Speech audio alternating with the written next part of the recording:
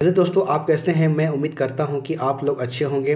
तो दोस्तों चलिए अपने करंट अफेयर के सेक्शन को आगे बढ़ाते हैं और इसमें 25 महत्वपूर्ण प्रश्न को देखते हैं। दोस्तों जैसा कि आपको पता है कि 2025 में बहुत सारे एग्ज़ाम्स होने वाले हैं और इन सारे एग्ज़ाम्स के लिए करंट अफेयर का एक सबसे बड़ा रोल होता है जो आपके एग्ज़ाम्स में रिजल्ट को निर्धारित करता है। तो चल दोस्तों इसका पहला क्वेश्चन देखने का प्रयास करेंगे। यदि दोस्तों इसके आंसर आपको पता है तो अपने साथ एक नोट पैड और कलम लेकर बैठ जाएं और अपने आंसर को उसमें काउंट करते जाएं और आप अंत में चेक कर सकते हैं कि आपको इनमें से कितने सारे आंसर सही हुए हैं। अन्यथा दोस्तों इसका आंसर आप हमारे साथ देते चलेंगे। ठीक है, तो चलिए इसका पहला क्वेश्चन को देखते हैं।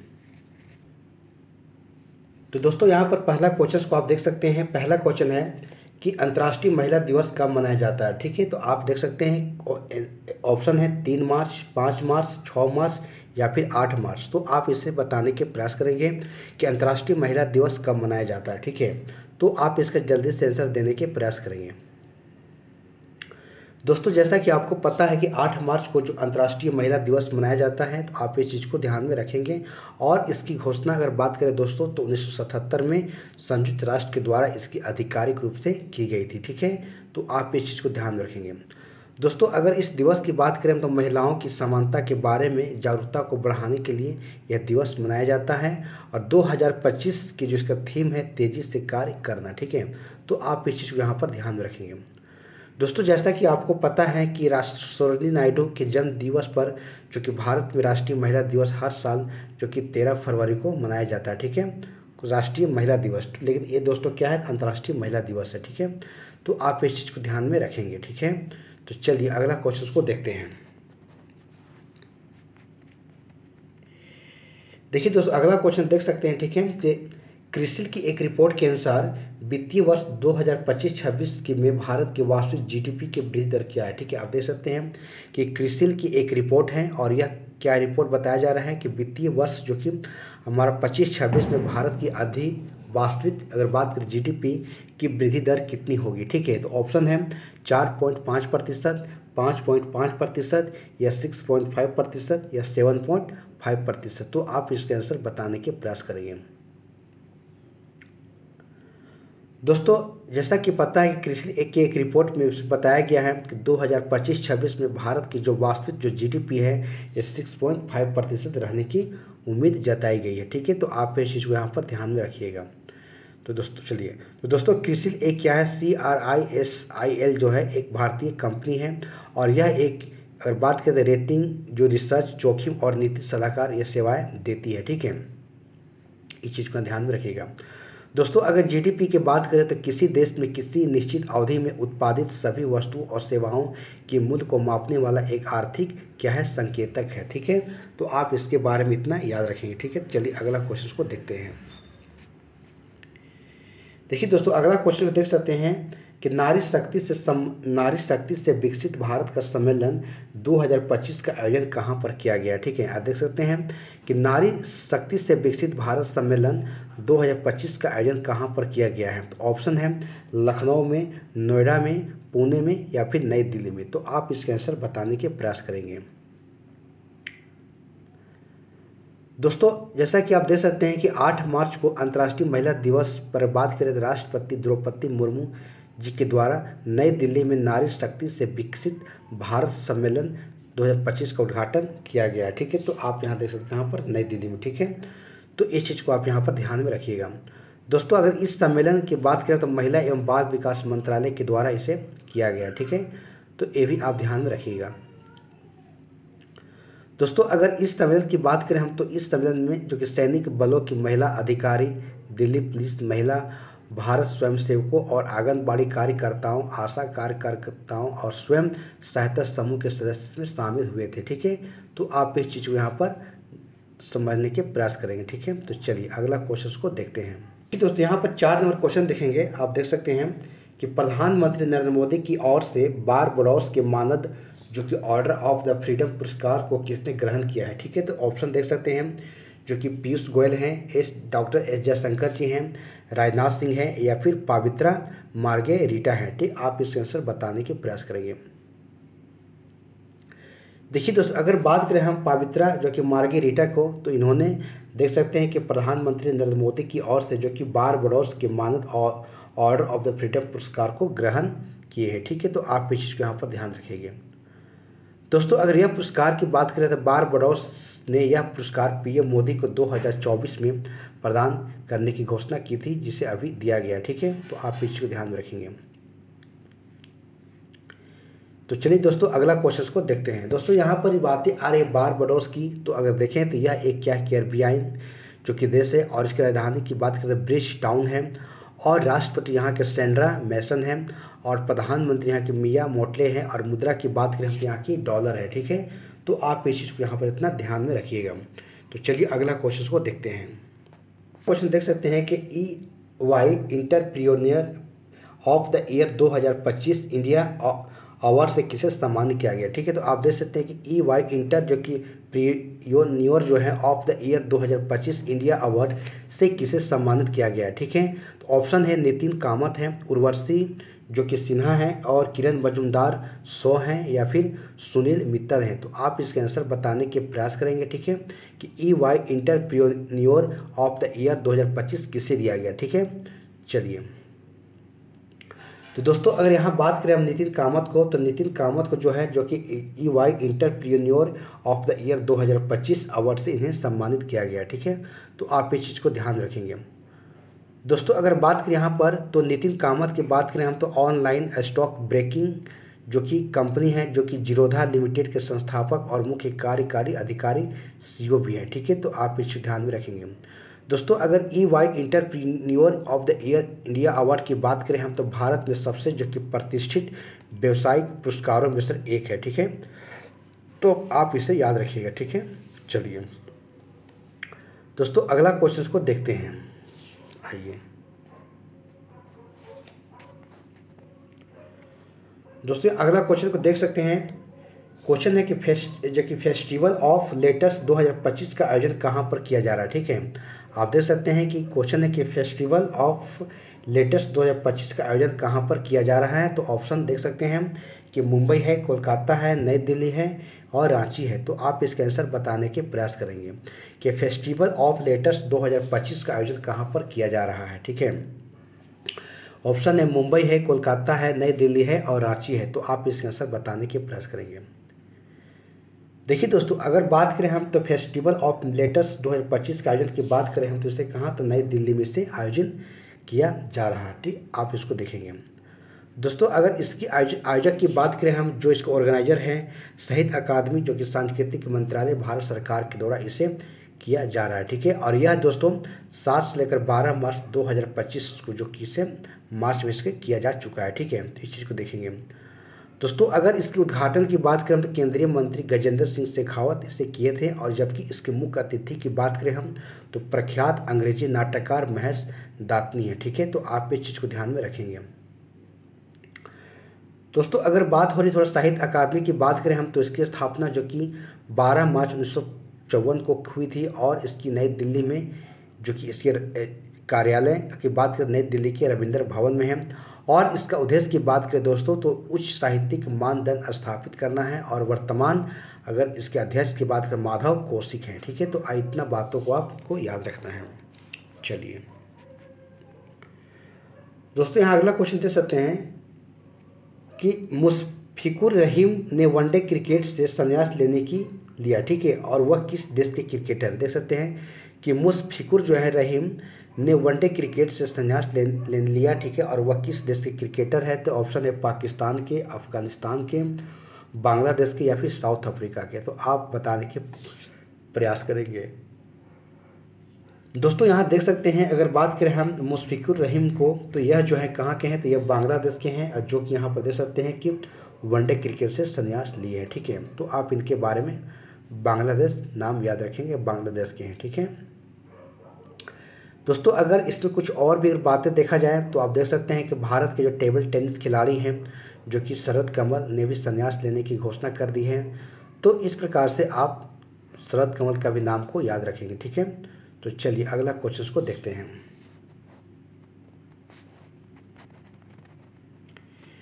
देखिए दोस्तों, अगला क्वेश्चन देख सकते हैं कि भारत के किस पूर्व प्रधानमंत्री के नाम पर बेंगलुरु सिटी यूनिवर्सिटी का नाम रखा गया। ठीक है, तो ऑप्शन अटल बिहारी वाजपेयी, राजीव गांधी, डॉक्टर मनमोहन सिंह या फिर पीवी नरसिम्हा राव। तो आप ये बताने के प्रयास करेंगे कि भारत के किस पूर्व प्रधानमंत्री के नाम पर बेंगलुरु सिटी यूनिवर्सिटी का नाम रखा गया। ठीक है, तो डॉक्टर किसके नाम पर रखा गया है। तो दोस्तों आप देख सकते हैं कि डॉक्टर मनमोहन सिंह के नाम पर यूनिवर्सिटी का नाम को रखा गया है। ठीक है, तो इस चीज़ को आप याद रखिएगा।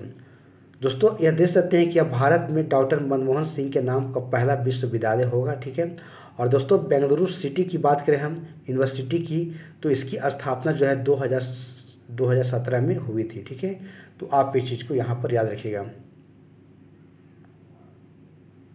चलिए अगला क्वेश्चन को देखते हैं।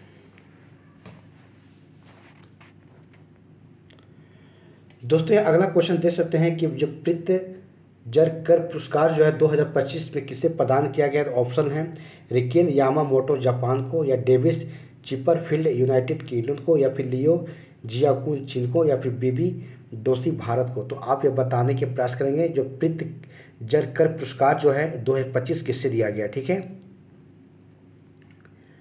देखिए दोस्तों अगर बात हो रही देख सकते हैं कि प्रित्जर पुरस्कार की, तो लियो यायाकुन को दिया गया है जो कहाँ के हैं, चीन के हैं। ठीक है, तो इन्हें जो है 2025 का पुरस्कार प्रित्जर पुरस्कार दिया गया। ठीक है, तो आप ये देख सकते हैं दोस्तों, ये प्रित्जर पुरस्कार जो है वास्तुकला पुरस्कार का एक अंतर्राष्ट्रीय पुरस्कार है। ठीक है, तो आप यह देखेंगे, ध्यान रखेंगे, और वास्तुकारों को सम्मानित करने के लिए प्रतिवर्ष यह दिया जाता है। ठीक है, तो इस चीज़ को ध्यान रखें दोस्तों। इस पुरस्कार के अंतर्गत में 1 लाख अमेरिकी डॉलर की पुरस्कार राशि यहाँ पर दी जाती है। ठीक है, तो इस चीज़ को आप यहाँ पर ध्यान में रखेंगे।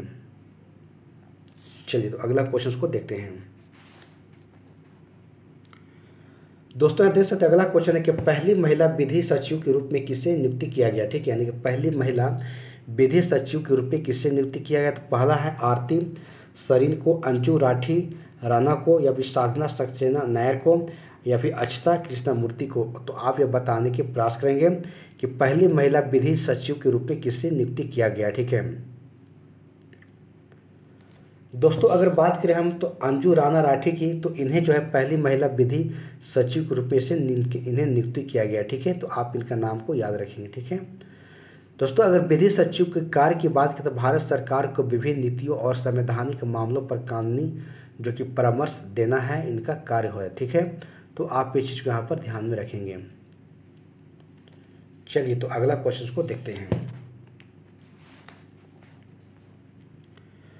दोस्तों अगला क्वेश्चन देख सकते हैं कि प्रोजेक्ट हिफाजत किस राज्य में शुरू किया गया। ठीक है, तो ऑप्शन है राजस्थान में, पंजाब में, हरियाणा में, या फिर उत्तर प्रदेश में। ठीक है, तो प्रोजेक्ट हिफाजत की बात करें हम तो इसे कहाँ पर शुरुआत किया गया है। तो इसे देखा जा सकता है पंजाब में से शुरू किया गया। ठीक है, तो आप यह पंजाब को नाम रखेंगे।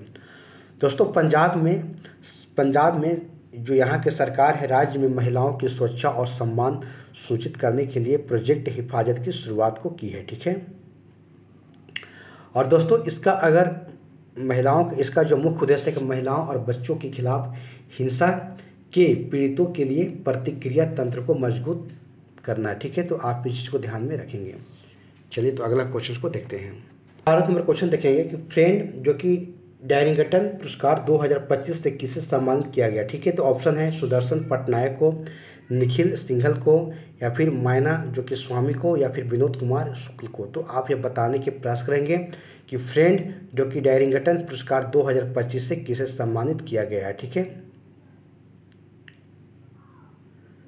तो दोस्तों जैसा कि आप देख सकते हैं कि सुदर्शन पटनायक को जो कि फ्रेंड जो कि डैरिंगटन पुरस्कार 2025 से इन्हें सम्मानित किया गया है। तो आप इनका नाम को याद रखेंगे। ठीक है दोस्तों, यह पुरस्कार जो है इंग्लैंड के जो कि डॉरगेट के बेमा साउथ में आयोजित जो कि सेंड वर्ल्ड्स के अंतर्राष्ट्रीय रेत कला महोत्सव में प्रदान किया गया है। तो आप इसे ध्यान में रखेंगे। ठीक है, और दोस्तों सुदर्शन को उनके भगवान गणेश की जो कि 10 मीटर ऊंची रेत की मूर्ति के लिए यह पुरस्कार उन्हें दिया गया। ठीक है, इस चीज़ को आप यहाँ पर ध्यान रखिएगा। दोस्तों अगर हम सुदर्शन पटनायक की बात करें हम तो इनका जन्म 1977 में उड़ीसा के पुरी समुद्र तटीय शहर में इनका जन्म हुआ था। ठीक है, और उनकी उपलब्धियों में 100 फीट ऊंची लंबी सांता क्लॉज की मूर्ति और भगवान गणेश की मूर्ति की सबसे बड़ी रेत की जो कि मूर्ति शामिल है। ठीक है, तो ये भी आपको ध्यान में रखना है। चलिए तो अगला क्वेश्चन को देखते हैं। देखिए दोस्तों, अगला क्वेश्चन देख सकते हैं। क्वेश्चन है कि विश्व मुक्केबाजी जो कि कप 2025 में भारत में कितने मेडल जीते हैं। ठीक है, आप देख सकते हैं कि विश्व मुक्केबाजी जो कप 2025 में भारत जो है कितने मेडल जीते हैं। ठीक है, तो देख सकते हैं कि 7 हैं, 6 मेडल, 8 मेडल या फिर 10 मेडल, तो आप यहाँ पर देख सकते हैं। दोस्तों अगर बात करें तो विश्व मुक्केबाजी जो कि कप 2025 में भारत की बात करें हम, तो टोटल अगर बात करें तो 6 मेडल यहाँ पर जीते हैं। ठीक है, आप यह देख सकते हैं कितने, 6 मेडल के साथ। तो भारत पुरुष वर्ग के पदक जो कि तालिका में उज्बेकिस्तान के बाद दूसरे स्थान पर रहा। ठीक है, तो आप इसको ध्यान में रखेंगे। दोस्तों अगर इसमें बात करें हितेश गुलिया को, तो विश्व मुक्केबाजी कप में स्वर्ण पदक जीतने वाले पहले भारतीय मुक्केबाजी बने हैं। ठीक है, तो इस चीज़ को आप यहाँ पर ध्यान में रखेंगे। तो चल दोस्तों अगला क्वेश्चन को देखते हैं। देखिए दोस्तों अगला क्वेश्चन देख सकते हैं। ठीक है, कि हाल ही में हरियाणा सरकार ने किन 2 स्थानों को संरक्षित पुरातात्विक स्मारक घोषित किया। ठीक है, तो हाल ही में हरियाणा सरकार ने किन 2 स्थानों को संरक्षित पुरातात्विक स्मारक घोषित किया है। तो ऑप्शन है मिता थल या फिर तिढ़राना को। ठीक है, और सी है कि ए और बी दोनों को, या और डी है लोथल को। तो आप इसके आंसर बताने के प्रयास करेंगे। देखिए दोस्तों अगर हरियाणा सरकार की बात करें हम, तो भिवानी जिले में स्थित 2 हड़प्पा सभ्यता स्थल जिसका नाम क्या है, मिता थल, और एक का नाम है धराना। ठीक है, तो आप दोनों को यहाँ पर नाम याद रखिएगा। ठीक है, कि ये दोनों को टी धराना जो है दोनों को यहाँ जो है पुरातात्विक स्थल और स्मारक इससे घोषित किया गया। ठीक है, तो यहाँ पर ऑप्शन ए और बी दोनों आपको यहाँ पर सही होगा। ठीक है दोस्तों, अगर ये स्थल जो कि प्रारंभिक कृषि समाजों के विकास, नगर नियोजन, शिल्प उद्योग और हड़प्पा और उत्तर हड़प्पा काल में व्यापार की झलक प्रस्तुत करती है। ठीक है, तो आप ये समझ सकते हैं। दोस्तों अगर मिता थल स्थल की बात करें हम, देख सकते हैं कि इसकी खोज जो है पहले अगर देखा जाए तो 1913 में हुई थी, और जहाँ से समुद्रगुप्त जो कि गुप्त वंश के सिक्के का एक खजाना यहाँ से प्राप्त हुआ था। ठीक है, तो इस चीज़ को आप यहाँ पर देख सकते हैं। और दोस्तों तिगराना स्थल की बात करें हम, तो इसकी बस्ती लगभग 2400 ईसा पूर्व की एक मानी जाती है, और यह क्षेत्र जो कि ताम्रपाषाण कालीन कृषि समुदायों की, जिन्हें जो कि सोधी समुदाय कहा जाता था, द्वारा इससे बसाया गया था। ठीक है, तो इस चीज़ को आप यहाँ पर ध्यान में रखेंगे। तो दोस्तों अगर हड़प्पा सभ्यता की बात करें हम, जिसे सिंधु घाटी सभ्यता के नाम से भी जाना जाता है, और इसकी काल की बात करें हम, तो 2600 ईसा पूर्व से लेकर 1900 ईसा पूर्व तक इसके काल को माना जाता है। और दोस्तों अगर हड़प्पा अगर स्थान की बात करें, तो सिंधु जो कि नदी जो घाटी जो कि आज पाकिस्तान में है, कि भारत के कुछ हिस्सों में आप इसको देख सकते हैं। और दोस्तों अगर प्रमुख शहर की बात करें, तो आप देख सकते हैं कि हड़प्पा की, तो हड़प्पा हो गया, मोहनजोदड़ो हो गया, लोथल, धौलागिरी और राखीगढ़ी है। ठीक है, तो इस चीज़ को आप यहाँ पर ध्यान में रखेंगे। दोस्तों अगर हड़प्पा की बात करें हम, तो 1921 में दयाराम साहनी ने हड़प्पा की खुदाई की, और इस सभ्यता के नाम हड़प्पा सभ्यता इसे रखा गया। ठीक है, तो आप इस चीज़ को ध्यान में रखेंगे। चलिए तो अगला क्वेश्चन को देखते हैं। दोस्तों यहाँ देख सकते हैं 15 नंबर क्वेश्चन है कि आर्टिफिशियल इंटेलिजेंस मॉडल जो कि लाम्हा की बात करें 4 को किसने लॉन्च किया। ठीक है, तो देख सकते हैं कि लाम्हा 4 किसने लॉन्च किया है। तो ऑप्शन एप्पल है, अमेजोन है, मेटा है और गूगल है। तो आप इसके आंसर बताने के प्रयास करेंगे कि लाम्हा जो कि एआई मॉडल जो कि आर्टिफिशियल इंटेलिजेंस मॉडल लाम्हा को लॉन्च किया, किसने किया है। तो देखिए दोस्तों यहाँ पर मेटा के द्वारा जो है इसे लॉन्च किया गया। ठीक है, तो आप ये याद रखिएगा। दोस्तों अगर ए मॉडल की बात किया जाए, तो ए मॉडल जो है अब मेटा जो कि एआई असिस्टेंट्स को व्हाट्सएप, मैसेंजर या इंस्टाग्राम और वेब पर पावर दे रहा है। ठीक है, तो आप देख सकते हैं। ठीक है, और मेटा ने इसे मार्केट में चैट जीपीटी और जेमिनी की टक्कर में उतार दिया। ठीक है, तो इस चीज़ को आप यहाँ पर ध्यान में रखेंगे। चलिए अगला क्वेश्चन को देखते हैं।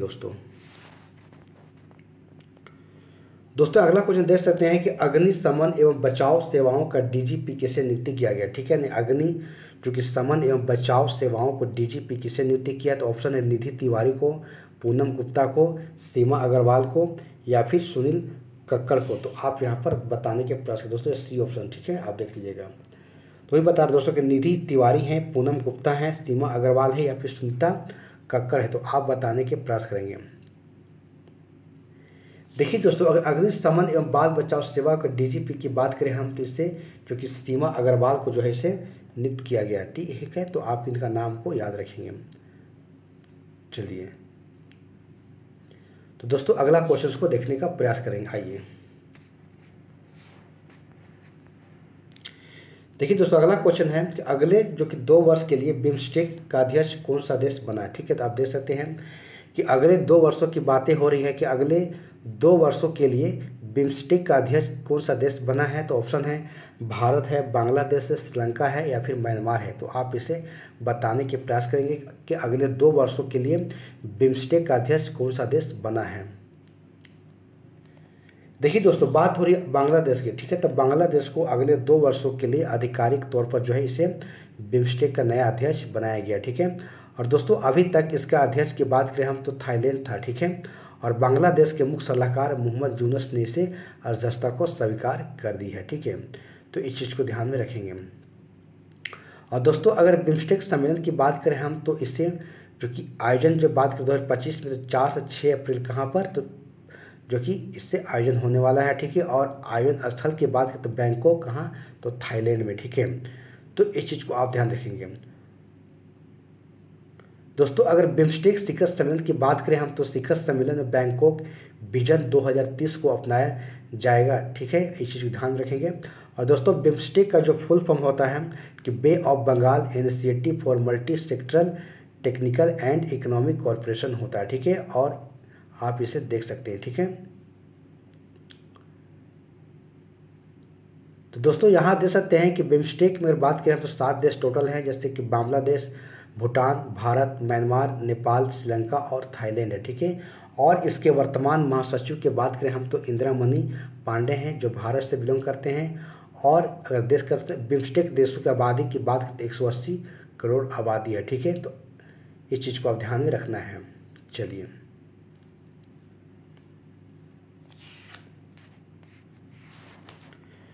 दोस्तों यहाँ देख सकते हैं कि अगला क्वेश्चन है कि एनपीसीआई के कार्यकारी निदेशक किसे नियुक्ति किया गया, ठीक है। तो एनपीसीआई में कार्यकारी निदेशक के रूप में किसे नियुक्ति किया गया। तो ऑप्शन है हरीश टंडन को, अंजू राठी राणा को, अजय भादु को या फिर सोहानी राजोला को। तो आप ये नाम बताने के प्रयास करेंगे। दोस्तों अगर बात करें हम सोहानी राजोला की, तो इन्हें जो एनपीसीआई में कार्यकारी निदेशक के रूप में नियुक्ति किया गया, ठीक है। तो आप इनका नाम को याद रखेंगे। दोस्तों अगर एनपीसीआई की बात करें, national payment corporation of India, जो कि इसका फुल फॉर्म है, और इसकी स्थापना 2008 में की गई थी। और इसका उद्देश्य है दोस्तों कि भारत में एक मजबूत भुगतान और जो कि निपटान बुनियादी ढांचा बनाना था, ठीक है। और भारतीय रिजर्व बैंक ऑफ भारतीय जो कि बैंक संघ ने इसे स्थापित किया है, ठीक है। तो आप इस चीज़ को यहाँ पर याद रखेंगे। देखिए दोस्तों अगला क्वेश्चन देख सकते हैं, ठीक है, कि राष्ट्रपति द्रौपदी मुर्मू किन 2 देशों की यात्रा पर गई है, ठीक है। तो ऑप्शन देख सकते हैं कि पोलैंड और नीदरलैंड, पुर्तगाल और स्लोवाकिया या वियतनाम और मलेशिया या नाम्बिया और अंगोला। तो आप ये बताने के प्रयास करेंगे कि राष्ट्रपति द्रौपदी मुर्मू किन 2 देशों की यात्रा पर गई है, ठीक है। तो आप यह आंसर बताने के प्रयास करेंगे। देखिए दोस्तों अगर यहाँ बात करें पुर्तगाल और स्लोवाकिया को, तो यहीं पर जो है जो राष्ट्रपति हमारे जो द्रौपदी मुर्मू जी यहाँ पर 2 दिन के दो देशों की यात्रा पर गई हुई है, ठीक है। तो आप इस चीज़ को यहाँ पर याद रखेंगे। दोस्तों अगर इस यात्रा की अगर उद्देश्य की बात करें तो दोनों देशों के साथ संबंधों को मजबूत करना है, ये चीज़ देख सकते हैं। और यहाँ पर दोस्तों देख सकते हैं कि पिछले अगर बात करें 25 से अधिक वर्षों में भारत के राष्ट्रपति के द्वारा इन दोनों देशों की पहली एक राजकीय यात्रा है, ठीक है। तो आप इसको ध्यान में रखेंगे। दोस्तों यहाँ पर पुर्तगाल की बात आ रही है, तो पुर्तगाल के बारे में जानेंगे कि यह एक यूरोपीय देश है और इसकी राजधानी लिस्बन है। और राष्ट्रपति की बात करें हम तो मार्सेलो रेबेलो डी सूजा है। और यहाँ के प्रधानमंत्री की बात करें हम तो लुइस मोंटेनेग्रो है। और यूरो यहाँ की क्या है, मुद्रा है, ठीक है। तो चलिए दोस्तों यहाँ पर अगला क्वेश्चन देखते हैं, देख सकते हैं कि नोलेर गुरेज संदेश और ब्रायपुर अमरूद किस राज्य से संबंधित है, जिससे हाल में ही इसे जो कि जीआई टैग दिया गया। ठीक है, आप देख सकते हैं कि इसे आप बताने के प्रयास करेंगे। ठीक है, कि नोलेर गुरेज संदेश और ब्रायपुर अमरूद किस देश से संबंधित है, जिससे हाल में ही जीआई टैग दिया गया है। तो ऑप्शन है छत्तीसगढ़, राजस्थान, झारखंड और पश्चिम बंगाल। तो आप इसका आंसर बताने के प्रयास करेंगे। दोस्तों अगर बात करें हम पश्चिम बंगाल की, तो पश्चिम बंगाल की जो कि इसे जो कि है इसी राज्य का जो कि जीआई टैग इसके दिया गया। ठीक है, किसे, तो नोलेर गुरेज संदेश और बारुईपुर अमरूद को। ठीक है, तो आप ध्यान में इस चीज़ को रखेंगे। ठीक है, कहाँ, तो पश्चिम बंगाल के नाम ध्यान में रखेंगे। चलिए, तो दोस्तों यहाँ देख सकते हैं कि नोलेर गुरेज संदेश की बात करें हम, तो एक पारंपरिक यहाँ की मिठाई है।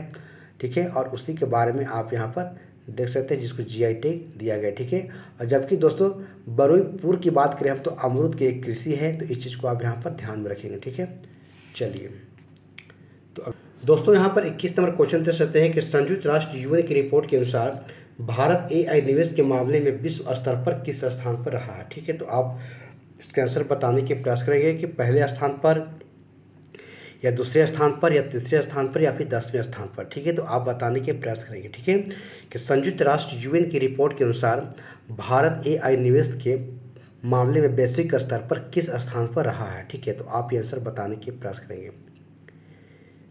तो देखिए दोस्तों, अगर बात करें हम भारत की, तो संयुक्त राष्ट्र की एक हाल ही की रिपोर्ट जारी किया गया, जिसमें देखा जाए तो भारत को निजी एआई के मामले में वैश्विक स्तर पर कौन सा स्थान, तो 10वें स्थान पर इसको रखा गया। ठीक है, तो आप यहाँ पर देखेंगे। ठीक है, तो दोस्तों इसमें क्या होता है कि वैश्विक एआई निवेश की अग्रणी देश की बात करें हम, तो संयुक्त राज्य अमेरिका है, जो कि यूएस डॉलर की बात करें तो 67 बिलियन के साथ पहले स्थान पर है। ठीक है, और दूसरे स्थान पर बात करें हम, तो चीन है, जो कि यूएस डॉलर जो कि 7.8 मिलियन के साथ जो है वो दूसरे स्थान पर रहे हैं। ठीक है, तो आप इस चीज़ को ध्यान में रखिएगा। ठीक है, तो चलिए अगला क्वेश्चन हम सब देखते हैं इसमें।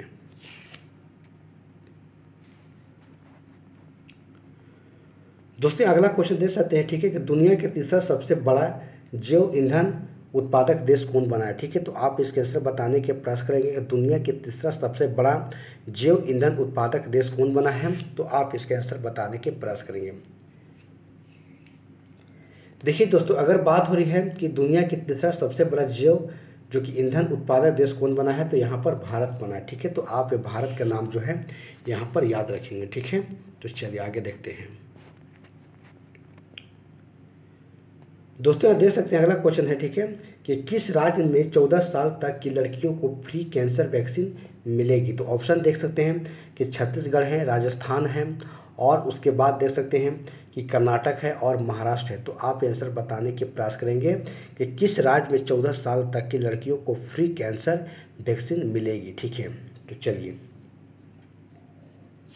दोस्तों यहाँ पर बात हो रही है महाराष्ट्र सरकार में। ठीक है, तो महाराष्ट्र सरकार की बात करें, जिन्होंने 14 साल तक की लड़कियों को फ्री कैंसर वैक्सीन देने की घोषणा की है। ठीक है, तो आप इस चीज़ को ध्यान में रखिएगा। ठीक है, चलिए अगला क्वेश्चन को देखते हैं।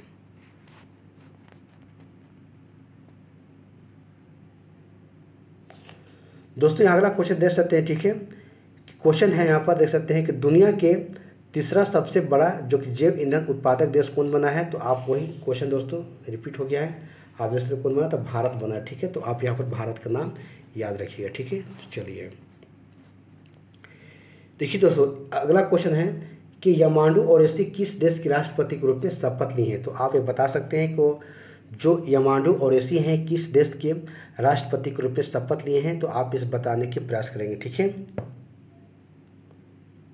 तो देखिए दोस्तों यहाँ पर बात हो रही है यामांडू ओवैसी की, तो यह जो है कहाँ, तो उरुग्वे के जो है राष्ट्रपति के रूप में शपथ लिए। ठीक है, तो इस प्रकार से दोस्तों आपके 25 क्वेश्चंस कंप्लीट हो जाते हैं। यदि आपको वीडियो अच्छा लगा हो तो इसे आप लाइक शेयर जरूर कीजिएगा। और दोस्तों चलिए अगले दिन फिर हम लोग सब जो कि नए करंट अफेयर के साथ मुलाकात होगी। तब तक के लिए हमारे इस वीडियो को आप बार बार देखें और इसे प्रैक्टिस करने के प्रयास करेंगे। ठीक है दोस्तों, आपके एग्ज़ाम्स के लिए काफ़ी ज़्यादा इम्पोर्टेंट है। ठीक है, तो चलिए जय हिंद, जय भारत।